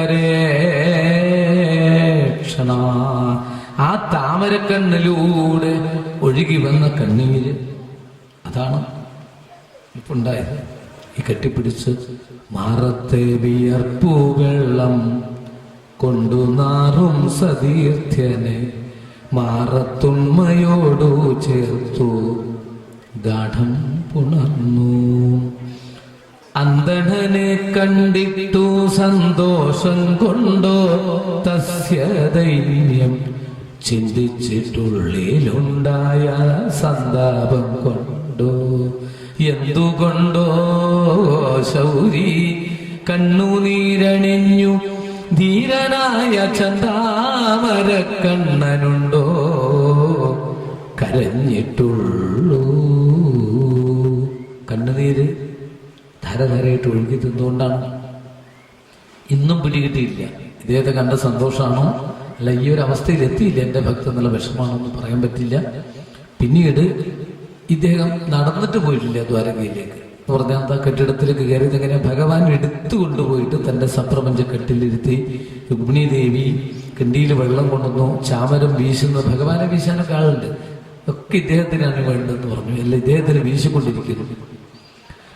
സ്വർണ്ണത്താലം കൊണ്ടുവന്നു, ഇദ്ദേഹത്തിന്റെ കാലെടുത്ത് മെല്ലെ വെച്ചു. പക്ഷെ ഇതൊന്നും അറിയില്ല കേട്ടോ. നമ്മൾ ഈ ഉറങ്ങി എഴുന്നേൽക്കാറായ സമയത്ത് ചില എന്താ പറയുക അബോധാവസ്ഥയിൽ ചിലതൊക്കെ കാണും അല്ലേ? ചിലതൊക്കെ കാണുന്നുണ്ടാവും, പക്ഷെ ഒരു ബന്ധം ഉണ്ടാവില്ല, തോന്നുകയും ചെയ്യും, എന്നാൽ അത് യാഥാർത്ഥ്യമാവുകയും ചെയ്യും. അപ്പോൾ അരങ്ങ് അങ്ങോട്ടും ഇങ്ങോട്ടും നടക്കുന്നൊക്കെ കാണും, പക്ഷെ നമ്മൾ വേറെ എന്തായിരുന്നു. ഇതുപോലെ ഈ ബ്രഹ്മാനന്ദത്തിൽ ലയിച്ചിട്ട് ഇദ്ദേഹം ഇങ്ങനെ ഇരിക്കുന്ന സമയത്ത് ഇതൊന്നും മനസ്സിലാവുന്നില്ല. കാല് കഴുകിച്ചു, രുക്മിണി ദേവി വെള്ളം ഒഴിച്ചു കൊടുത്തു, ഭഗവാൻ നടന്നു വന്ന കാല് കഴിച്ചു, പാദതീർത്ഥം തെളിച്ചു. കൃഷ്ണനെ ഒരുപാട് ആള് ബ്രാഹ്മണരും അല്ലാത്തവരൊക്കെ ആയിട്ട് ഒരുപാട് പൂജ ചെയ്യാറുണ്ട്.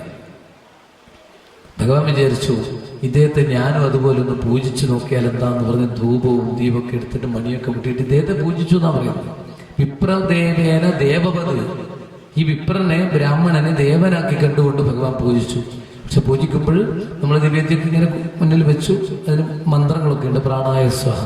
ഭഗവാൻ ആ മന്ത്രം എന്നല്ല, ഇതെടുത്തിട്ട് വായിലും എല്ലാം വെച്ചു കൊടുക്കുകയാണ്. പെട്ടെന്ന് ഈ മധുവർക്കം എന്ന് പറഞ്ഞിട്ട് അവിടെയൊക്കെ ഒരു സാധനമുണ്ട്.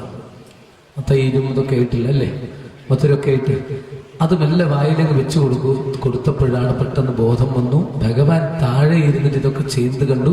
ഇദ്ദേഹം എഴുന്നേൽക്കാൻ നോക്കുന്നു. ഭഗവാൻ വീണ്ടും പിടിച്ചിരുത്തി. വീണ്ടും എഴുന്നേൽക്കാൻ നോക്കുന്ന സമയത്ത് ഭഗവാൻ പറഞ്ഞു, ഞാൻ അവിടെ ഇരിക്കാന്ന് പറഞ്ഞു. രണ്ടുപേരും ഇരുന്നു സംഭാഷണം ചെയ്യുന്നു. വർത്തമാനം പലതും ഇങ്ങനെ പറയണം. എന്താ പറയുന്നത് അറിയാം? ആദ്യത്തെ വർത്തമാനം, കുറെ കാലമായല്ലോ കണ്ടിട്ട്. അന്ന് ഗുരുകുലത്തിൽ നമ്മൾ പിരിഞ്ഞതിന് ശേഷം കണ്ടിട്ടേ ഇല്ലല്ലോ. ഗുരുപത്നി പറഞ്ഞില്ലേ, നമ്മളോട് പറഞ്ഞില്ലേ, എന്താ നിങ്ങളൊന്നും ഉണ്ടാത്തത്?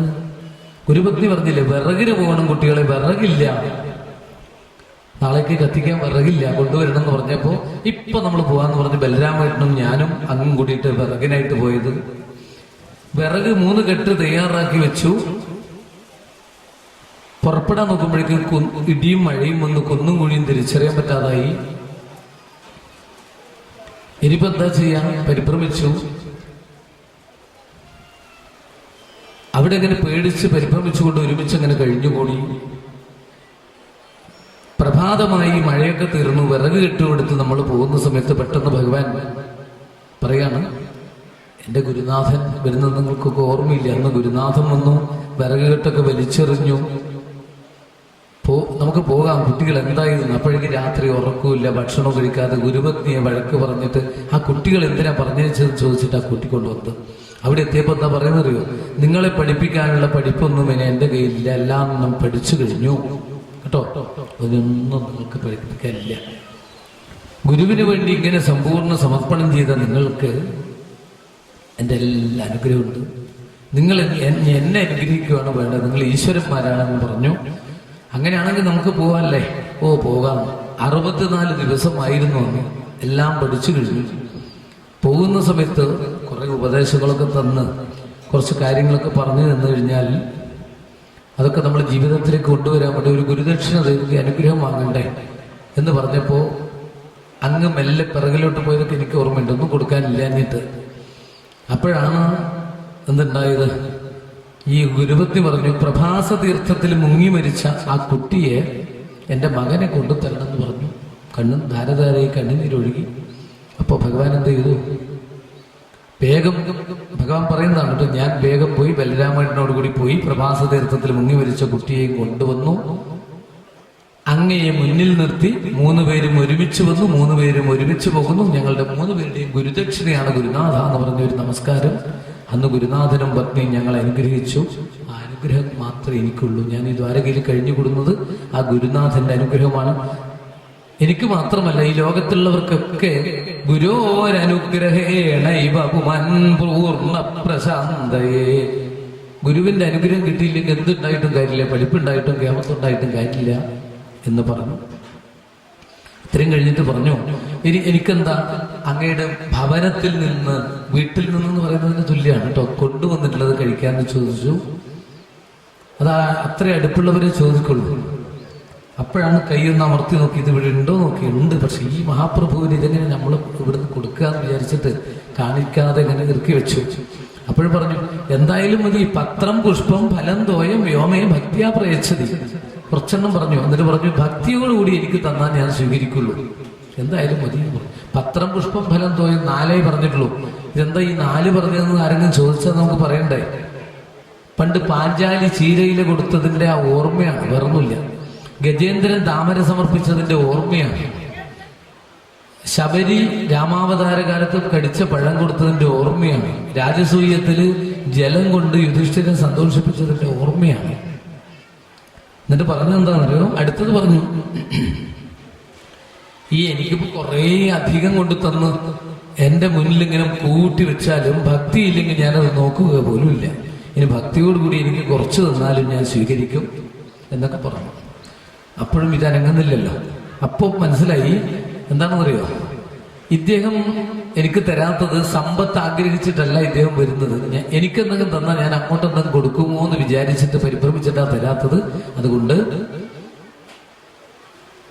ഒരു കാര്യം ചെയ്യാം, നോക്കട്ടെ, ഇദ്ദേഹത്തിന് എങ്ങനെങ്കിലും എനിക്കത് കിട്ടണം, നല്ല അനുഗ്രഹിക്കാൻ പറ്റുള്ളൂ എന്ന് വിചാരിച്ചു. പെട്ടെന്ന് ഈ കെട്ടിയതിന്റെ ശീലയുടെ കഷ്ണം ഇവിടെ കുറച്ച് പുറത്തേക്ക് കണ്ടു. കിമിതമിതി എന്ന് പറഞ്ഞ് പിടിച്ച് വലിച്ചു, കെട്ടഴിച്ചു, ഒരു പിടി കഴിച്ചു. ഇതിമുഷ്ടിം സകൃജഗ്ധ്വാന്നാണ്, ഒരു പിടി ഇങ്ങനെ കഴിച്ചു, ഭഗവാൻ സ്വാദിഷ്ടായിട്ട്. രണ്ടാമത് കഴിച്ചപ്പോ രുക്മിണി ദേവി കൈപിടിച്ചു. എന്നിട്ട് പറഞ്ഞു, ഇനി കഴിച്ചാല് ലക്ഷ്മി ദേവിയല്ലേ, ഞാൻ തന്നെ അവിടെ പോയിട്ട് ദാസ്യ വേല ചെയ്യേണ്ടി വരും. രാത്രിയിൽ എഴുത്തു കൊടുത്തിട്ട് ഞാൻ അങ്ങയുടെ കൂടെ പുറപ്പെട്ടത് വെറുതെയാവും. അതുകൊണ്ട് അങ്ങയെ സേവിച്ച് കഴിയുന്ന ആഗ്രഹമുണ്ട്, മതി മതി മതി എന്ന് പറഞ്ഞ ഭാവം. അപ്പോൾ തന്നെ എടുത്തത് ബാക്കി അവിടെ വെച്ചു, കഴിച്ചതിന്റെ ബാക്കി. എന്നിട്ട് ദേവിയെ ഏൽപ്പിച്ചു. അത് പറഞ്ഞു, ഞാൻ മാത്രം കഴിച്ചാൽ പോലെ എല്ലാവർക്കും കൊടുക്കുന്നു, പ്രസാദം കൊടുക്കുന്ന പോലെ കൊടുക്കും. ഈ 3 പിടി കൊണ്ട് അവിടെ എന്താവാനാണ് നമ്മൾ വിചാരിക്കും. ആ സമയത്താണ് ദ്വാരകയില് രുക്മിണി ദേവി അന്നപൂർണേശ്വരിയായിട്ടാണ് പ്രത്യക്ഷമായത്. അന്നപൂർണേ സദാപൂർണേ, എത്ര എടുത്താലും ബാക്കിയുണ്ടാവും അത്രേ. അങ്ങനെ കൊടുത്തു. ബാക്കിയുള്ളത് ഇന്നും ദ്വാരകയിലെ ധാന്യങ്ങളൊക്കെ ഭരണിയിൽ ഇട്ട് വെക്കുന്നതിൻ്റെയൊക്കെ സങ്കല്പതാണ്. കുറെ കാലത്തിന് ശേഷം ദാരിദ്ര്യത്തിന്റെ തീച്ചൂളയിൽ നിന്ന് വന്നു. എന്നാൽ വേഗം പോയിക്കൊള്ളാം ഇദ്ദേഹം. നാളെ തന്നെ എനിക്ക് അവിടെ എത്തണം എന്നുള്ള നിലക്കാണ്. രാത്രി മുഴുവൻ എങ്ങനെയോ കഴിച്ചു കൂട്ടി പിറ്റേ ദിവസം പറഞ്ഞു, ഞാൻ പോയിക്കൊള്ളാം, എൻ്റെ പൂജകളൊക്കെ അവിടെ ബാക്കിയുണ്ട്, എനിക്കിവിടെ ശരിയാവുന്നില്ല എന്നുള്ള അർത്ഥത്തിലാണ്. ഭഗവാൻ എന്ത് പറയണം? ദാരിദ്ര്യത്തിന് വന്നതല്ലേ, 1 മാസം ഇവിടെ നിന്ന് കൂടിക്കൊള്ളാം എന്ന് പറഞ്ഞിട്ടുണ്ട്. അതും പറഞ്ഞില്ല. പിന്നെന്തേ ഉള്ളൂ, എന്നാ അങ്ങനെ ആവട്ടെ എന്ന് പറഞ്ഞു സുദാമാവിനെ യാത്രയാക്കുന്നു. എവിടെ നിന്നാണോ കൂട്ടിക്കൊണ്ടെന്ന് അവിടെയല്ല, അതിനും അപ്പുറം ഗോപുരദ്വാരം വരെയാണ് യാത്രയാക്കിയത്. 2 അടി മുന്നോട്ട് വെച്ച് ഒന്ന് തൊഴുത് ഭഗവാനെ കണ്ട് തലയാട്ടി 2 അടി വീണ്ടും തിരിഞ്ഞു നോക്കിക്കൊണ്ട് സുദാമാവ് യാത്രയായി. ആ ഭഗവാന്റെ മഹിമകള് ആ പാടിപ്പാടി അതിൽ ലയിച്ച് അത് മനസ്സിൽ ഓരോന്നും ഓർത്തോർത്തോർത്തോർത്ത് അങ്ങനെ സഞ്ചരിച്ചു. ആര്? സുദാമാവ് തന്റെ ഭവനത്തിന് സമീപത്ത്. അത് സുദാമാപുരി എന്ന പേര് അറിയപ്പെടും. പോർബന്ദർ എന്ന് പറഞ്ഞ സ്ഥലത്താണ്. പഴയ ഒരു പുളിമരം, പ്ലാവ്, ഇതൊക്കെ അവരിപ്പോഴും കാണും. അത്ര പഴക്കമുണ്ടായാലും ഇത് കാണുന്ന, കാരണം അത് ആ ഒരു അനുഗ്രഹം കിട്ടിയ സ്ഥലത്തൊക്കെ ചില വൃക്ഷങ്ങൾക്കൊക്കെ അങ്ങനെയുണ്ട്, അതൊക്കെ കാണും. അവിടെ പണ്ടൊരു വലിയ കുളം ഉണ്ടായിരുന്നു, പക്ഷെ അതിപ്പോ ചെറുതാക്കിയിട്ടുണ്ട് സൗകര്യം, തീർത്ഥാടകർ വരുന്നത് കൊണ്ട്. അത്രയേ ഉള്ളൂ. ആ ഭവനത്തിലെത്തി. മാറ്റമില്ലാത്തത് അവിടെയുള്ള ചില വൃക്ഷങ്ങളും ഈ സ്ഥലത്തിനൊന്നും മാറ്റമില്ല. കെട്ടിടം മുഴുവൻ മാറിയിട്ടുണ്ട്. 2ാമത് ദ്വാരകയായിട്ട് അവിടെ ഐശ്വര്യപൂർണ്ണമായിട്ടുണ്ട്. പിന്നെ ഇദ്ദേഹത്തെ എല്ലാവർക്കും മനസ്സിലാവും. എന്തുകൊണ്ടെന്നറിയോ? തലേ ദിവസം ഭഗവാൻ പട്ട് വസ്ത്രം കുടിപ്പിച്ചിരുന്നു. രാവിലെ വരുമ്പോഴേക്ക് ഇദ്ദേഹം മാറ്റിവെച്ച വസ്ത്രം എടുത്തിട്ടാണ് വന്നത്. എന്ന് വെച്ചാൽ മാറ്റമില്ലാതെ ദ്വാരകയിൽ പോയിട്ടും മനസ്സിന് മാറ്റമില്ലാതെ തിരിച്ചു വരാൻ സാധിച്ചു. അതെല്ലാവർക്കും സാധിക്കില്ല. വിഭ്രമാത്മകത ഉണ്ടാക്കോത്തരെ. പക്ഷെ അതുപോലെ മനസ്സിന് മാറ്റമില്ലാതെ വരാൻ സാധിക്കുന്നത് ജന്മാന്തര സുഹൃതം. എന്നിട്ട് ഇദ്ദേഹം എന്താ പ്രാർത്ഥിച്ചെന്നറിയോ? എനിക്ക് കുറെ സമ്പത്ത് തന്നു ഇവിടെ, ഇതൊക്കെ എങ്ങനെ ഉണ്ടായതെന്ന് ചോദിച്ചപ്പോൾ സുദാമ പത്നി പറഞ്ഞു, അങ്ങ് പോയില്ലേ ഇന്നലെ രാത്രിയിൽ സന്ധ്യക്ക് ഞാൻ നാമം ജപിച്ചുകൊണ്ടിരിക്കുമ്പോൾ വാതിലൊക്കെ അടച്ചിട്ടുണ്ടായിരുന്നു. ആരോ വന്നിട്ട് വാതിലിന് മുട്ടി. വാതിൽ തുറക്കൂന്ന് പറഞ്ഞു. സ്ത്രീയും കുട്ടിയേ ഉള്ളൂ, ഇവിടെ ആണുങ്ങളൊന്നുമില്ല, വാതിലിപ്പോ സന്ധ്യക്ക് തുറക്കാൻ പറ്റില്ല എന്ന് പറഞ്ഞപ്പോൾ ഞാനും ഒരു സ്ത്രീയാണ് തുറക്കെന്ന് പറഞ്ഞു. ഇതിങ്ങനെ പെട്ടെന്ന് തുറന്നപ്പോൾ ഇതിനുള്ളിലേക്ക് ഒരു പ്രകാശം വന്നു എന്നാണ്. പിന്നെ ഒന്നും കണ്ടില്ല, എനിക്ക് ബോധവുമില്ല. ഞാനിങ്ങനെ ജപിച്ചെടുക്കുക ഉറങ്ങിപ്പോയ പോലെ എനിക്ക് തോന്നിയുള്ളൂ.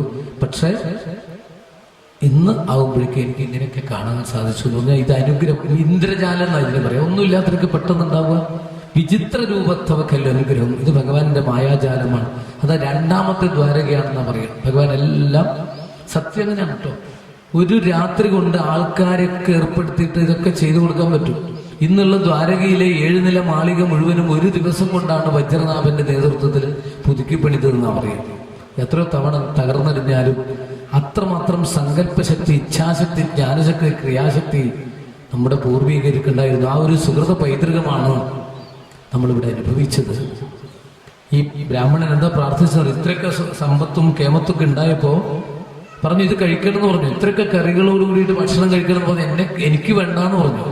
പക്ഷെ പ്രസാദമായിട്ട് കഴിക്കണം എന്ന് പറഞ്ഞു. ഇഷ്ടമല്ലെങ്കിൽ പ്രസാദം കഴിക്കാറില്ലേ കുറച്ച്, അതുപോലെ ലംബടനാവാതെ ജീവിതം മുന്നോട്ട് കൊണ്ടുപോകുമ്പോഴൊക്കെ ഇദ്ദേഹത്തിന് ഒരു പ്രാർത്ഥന ഉണ്ടായിരുന്നു. എന്താ പറയുക, ഇനി എനിക്ക് ഏതെങ്കിലും ജന്മമുണ്ടെങ്കിൽ ആ ജന്മത്തിൽ ഞാൻ ഏത് തരത്തിലാണ് ജനിക്കുന്നതെന്ന് പറയാൻ പറ്റില്ല. ആ ജന്മത്തിലൊക്കെ എനിക്ക് ഭഗവാന്റെ പാതാരബന്ധത്തിൽ ഭക്തി ഉണ്ടാവണേ, ഇളകാത്ത ഭക്തി ഉണ്ടാവണേ, വിശ്വാസം ഉണ്ടാവണേ എന്ന് പ്രാർത്ഥിക്കുന്ന ഒരു പ്രാർത്ഥനയുണ്ട്. തസ്യൈവമേ സൗഹൃദ സഖ്യമൈത്രി ദാസ്യം പുനർജന്മനി ജന്മനി സ്യൽ മഹാനുഭാവേന ഗുണാലയേന വിസജ്ജതത്തൽ പുരുഷപ്രസംഗ എന്ന് പ്രാർത്ഥിച്ചുകൊണ്ട് യഥൃച്ഛാലാഭസന്തുഷ്ടനായിട്ട് തന്റെ ജീവിതം അങ്ങനെ മുന്നോട്ട് പോക്കി സുധാമാവ് ഒടുവില് ഭഗവാന്റെ പാതാരവിന്ദത്തിൽ ലയിച്ചു ചേർന്നു പരീക്ഷത്തെ എന്ന് പറഞ്ഞുകൊണ്ട് ആ കഥാഭാഗം അവിടെ സുധാമാചരിതം ഭക്തിയിൽ കുതിർത്തുകൊണ്ട് അവിടെ അവസാനിപ്പിച്ചു. അപ്പൊ നമ്മൾക്കിന്ന് പാഠം പഠിക്കാനുണ്ട് ഇതിൽ. നമ്മുടെ മനസ്സറിഞ്ഞിട്ട് നമ്മൾ ഭഗവാനെ സമർപ്പിക്കുന്നതാണ് ആത്മസമർപ്പണം എന്ന് പറയും. നമ്മൾ കൊടുക്കുന്നതൊക്കെ ആ രീതിയിലേക്ക് ആവണം. അങ്ങനെ കൊടുത്താൽ ഭഗവാൻ മണ്ണുണ്ണും വെണ്ണയുണ്ണും കടുതര വിഷസമ്മിശ്രമം സ്തന്യമുണ്ണും മണ്ണും കല്ലും കലർന്നോരവിലും അരയിലച്ചിരയും തീയുമുണ്ണും തിണ്ണം ബ്രഹ്മാണ്ടമങ്ങേ കുടവയർ ഗുരുവായൂരെഴുന്നാഥ നീയെന്തുണ്ണില്ലുണ്ണി നിവേദിക്കുവൻ അടിമലരിൽ കൂപ്പുമൻ തപ്തബാഷ്പം. പ്രാർത്ഥിച്ച് നമുക്കും സമർപ്പിക്കാം. ഏതോ ഒരു കണ്ടു കാണാത്ത ഭക്തന്റെ അവിൽപ്പതി പോലെ നമുക്കും നമ്മുടെ പ്രാർത്ഥന ഇവിടെ സമർപ്പിക്കാം. ഈ വിശേഷപ്പെട്ട സുദിനത്തിൽ 1-ാം തീയതി ഇടവം 1-ാം തീയതി വിശാഖം